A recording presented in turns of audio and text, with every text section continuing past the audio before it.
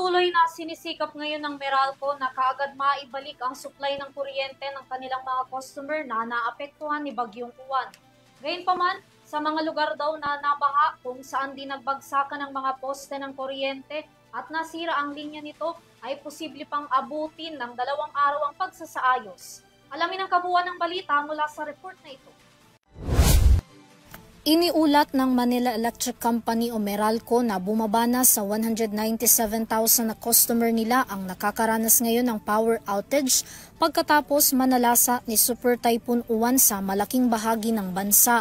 Mula yan sa una nilang naiulat kahapon hanggang ngayon na 400,000 customer na apektado. Ayon sa Meralco, nangunguna ang Cavite at Bulacan sa mga lugar ngayon na pinakaapektado ng pagkaantala sa supply ng kuryente na dulot ng bagyo. Sinundan ito ng Quezon, Rizal, Laguna at Batangas. Sa Metro Manila naman, ang mga natitira na lang daw na apektado ay mula sa Parañaque, Caloocan, Valenzuela, Quezon City at Marikina. 10,000 sa kabuuang bilang ay mula sa mga lugar na binaha.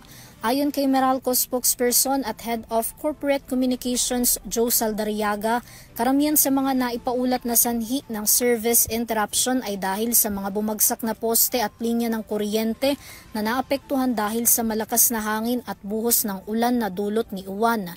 Gayunpaman, nananatili silang naka-full alert para agad ma-restore ang supply ng kuryente sa mga lugar na apektado. We have been aggressively restoring back power to these affected areas. So we hopefully in the next couple of days makumpleto na namin yung restoration. Nakiusap naman ng Meralco sa kanilang mga customer na nakatira sa lugar na mayroon pa ring baha na antayin na lamang na makumpleto nila ang pagsasaayos sa mga poste at linya ng kuryente bago ibalik ang supply nito na pansamantala nilang pinutol dahil sa posibleng panganib naman na maidudulot nito. Ito, nandoon na kami sa patapos na restoration efforts. No? Pakiusap ko lang, lalo doon sa mga may baha pa, hindi ho namin agad kasi pwedeng ibalik yan hanggat mapanganib. No?